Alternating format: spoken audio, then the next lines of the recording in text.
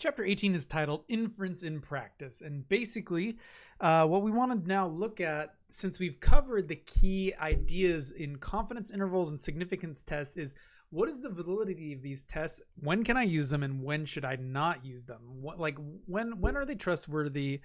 When are they not? And it's basically, how do we make a proper judgment upon our mathematics and when it is valid? So if we look for some of the simple conditions about inference about a mean, so if we're trying to, like, again, establish a confidence interval about what our mean would be, or form a significance test to determine whether results are statistically significant or not, basically there's some conditions that all of these tests are predicated upon, and it's worth looking at what they are. So number one, it says that we have a simple random sample from the population at interest. There is no non-response bias or other practical difficulty, and the population is large compared to the size of the sample. So kind of returning to some of the key ideas from chapters 8, 9, and 3, remember, a simple random sample is important because we want to remove all forms of bias. We don't want to have bias in our sample. Just taking people without ensuring proper randomness is not good because there might be forms of bias. Such as non-response or voluntary response, and all sorts of other types of bias. And we need to make sure that our population is significantly larger than our sample. Remember, because if it's not, the sampling distribution math won't quite be right. And a lot of this is built on the normal distribution and the sample distribution. Also, the variable we measure has exactly a normal distribution in the population. Now, remember, sampling distributions are still fine when the original data is not normal, but it becomes less accurate. And so, therefore, all of our inferences, both confidence intervals and significant tests, will be less accurate in those cases as well. And lastly, we don't know the mean, but we do know the population standard deviation. So again, kind of the goal is to infer what our mean will be, or, in the form of a confidence interval or a significant test. But notice that all of our formulas were built on knowing the standard deviation of our population. Now, how will we know that if we don't know the mean? It's a little bit unrealistic. And kind of the point I wanted to bring up is the very specific conditions in order for this math to be really, really strong.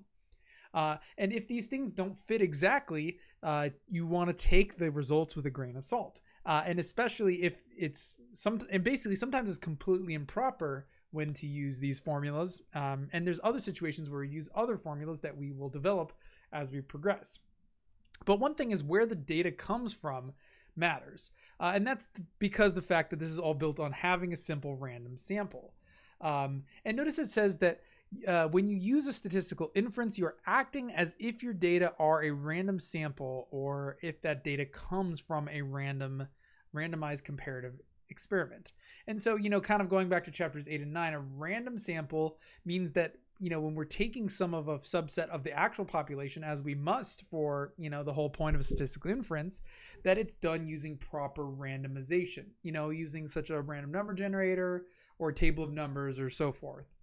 In order to generate that list. If we're not using a random number generator to determine who we're selecting, it is not purely random. If it's not truly random, how do we know if the data is close enough to act as random? What does that mean? How do we act as though if it's as if the data comes from an SRS? And there is no simple rule to make this discernment. But basically, one key issue is non-response, right? If we give out a survey, not everybody responds to that survey. Like in our class survey, right? Not every single one of you responded to it in time to analyze the data. In non-response, sometimes it can be trustworthy even if you have those that don't respond. Remember, when certain people respond and certain don't, there is some bias in that results because you might get a different group of people who respond and don't respond, and that sort of bias could show up and affect the data. But what I would generally say is that if it's a very small percentage of non-response, that's generally okay. But if it's, say, 50% non-response, that might be too much. And again, there's not an exact system to determine how much non-response is too much or not. But, the more response, the higher the percentage of your response, the better as well. And also, you generally never want to trust voluntary response surveys or uncontrolled experiments. Surveys where only 10% of the population responds, or something like an Amazon review, those are never trustworthy for data. And you should not use that data to create confidence intervals or to test its significance. Same with uncontrolled experiments. If the experiment doesn't have a very strict schedule and the variables are, not under control, also should not be trusted. Anyways, another thing to consider is, what about the normalcy of the data? Because in order for perfect accuracy, we're assuming the variable we measure has a perfect normal distribution. And if it's not normal, how normal is normal enough? And basically, because again, we won't really know if our data is normal before looking at it, but once you observe the data, you can kind of see how normal it is. But sometimes, if you're studying a very specific type of population, you might kind of know the general trends beforehand. Like, say, for example, we wanted to study the behavior of heights or weights of men in the NBA or something of that nature. Like studying the height, it's pretty well known that heights of humans follow a generally normal distribution. It's, again, not real distributions are never perfect, but in general, they follow the rough trend of normalcy. And therefore, if we're, say, studying the height of MLB players or NBA players or, whatever, NFL players, you'd expect those to also follow a rough distribution. And if we actually say, look at the population of all the heights of those who play in the NBA, you can see it does follow a rough normal distribution, where it's obviously significantly different from that of the general population due to, obviously you need to be taller to play basketball effectively. But it's not perfectly normal, and there are individual trends that you might analyze. But in this sort of case, I'd say that this is probably proper to use significance tests and confidence intervals upon this data, because it's not perfectly normal, but height in general is normal, and it appears to be roughly normal. Now, let's say we wanted to study men's weight in general, of in the NBA or elsewise. This is one where I would not want to do a significance test or a confidence interval upon, because weight, unlike height, is not normally distributed. So if you look at distribution of weights of men in the United States, you can see actually it does sort of appear to have a bit of a normal trend. But what's different about it is that on the heavier side, there's actually a much larger significant portion of the population than on the smaller side. We can clearly see that there is a little bit of right skewedness to this data. And if you kind of think about it with weight, there's a pretty significant portion of the population which is overweight compared to those that are underweight. And it's really impossible to be significantly underweight, like in the form of 100 or 200 pounds, because, if the average weight of men is, say, 170 or 180 or whatever it would be, you can't really be negative 100 pounds, right? It doesn't make sense. But there are people who are 300 or 400 pounds. It does exist. And, the problem of obesity in America especially could have to do with these trends and basically mean that the data is not normal. However, if you think about it, maybe if every person in the United States was the ideal body weight, it probably would follow a more normal distribution, because there wouldn't be any of these outliers of high weight, and it probably would follow a more normal distribution. If and really the reason is with height, we can't control our height for the most part, right? I mean, maybe you could wear high heels or whatever, but you can't control your height. But your weight is something you can control by your diet, since there's the element of human control here, we can see it doesn't quite follow a normal distribution due to human tendencies. And this is kind of a good idea about how do we know whether data will follow normal distribution or not. It kind of depends on the behavior of things, and a lot of more natural phenomenon do follow normal distributions, while things that are controlled by human psychology or whatever may not be as normal.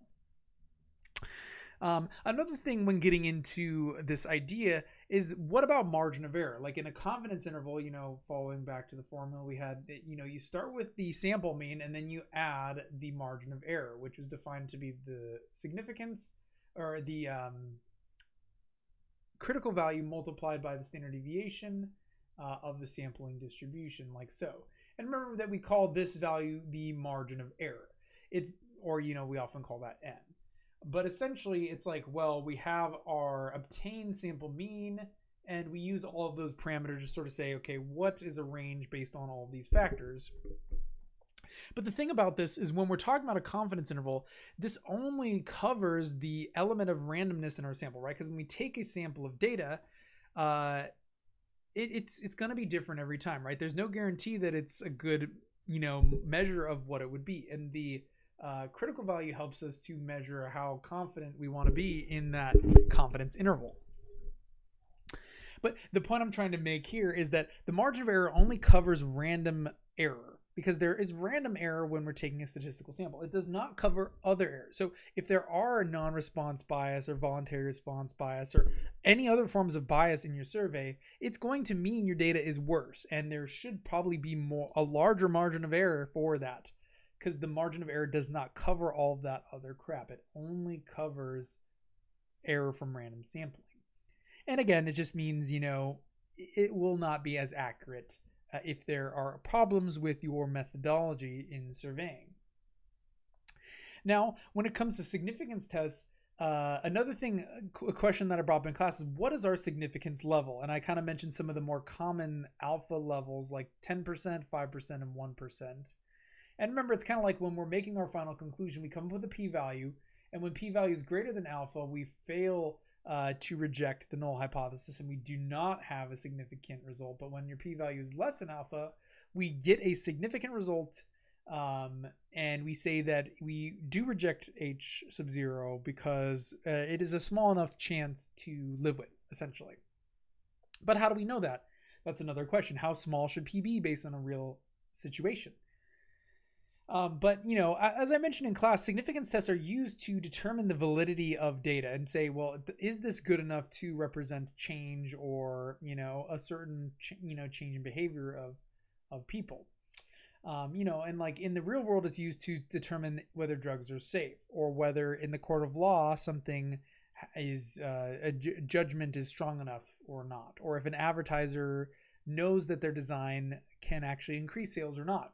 All those things could be used in the real world for the form of significance test. And different alpha levels are used in different circumstances. The question is how strong, how certain do we want to be about it in particular situations? Like and basically, the lower it is, the stronger the significance. So ideally, you'd have as low of a significance level as possible. Like for drug safety, we'd want that to be as low as possible to ensure that our drug is effective, right? The smaller the percent chance that we're wrong, the better. But sometimes drug companies might use 5% or 10% for the significance levels, because proving 1% significance is a lot harder than proving other levels of significance. And sometimes the sample size can be in play as well. Like how large a sample can we afford? And is it likely that we're going to be, what is the odds that we can actually come up with a particular significance level in a particular situation? So essentially, it varies from situation to situation. And in general, you're going to be given in your homework or on a test what significance level you're going to be testing. But if you're not given it, generally you could say 5% is a good place to start, or 1%, or whatever. And, the strength is just sort of, it's all relative. And as I said, 1% is super strong significance. 10% relatively strong. It's not a black and white scale. And a lot of times there's financial ramifications. So if it's going to be very, very costly to change our drug or do something else, we might be encouraged to have a little bit more flexibility with our confidence level. And if it's not that expensive, we might be fine with a lower level. So, and additionally, sometimes the original null hypothesis might be super unplausible to begin with. And if you're pretty sure you're going to reject it, you might be able to set up a lower significance level. Like the chance that Professor Haven's strike rate is 70% might seem super implausible. So that might give us a higher or a better significance level to start with to begin with.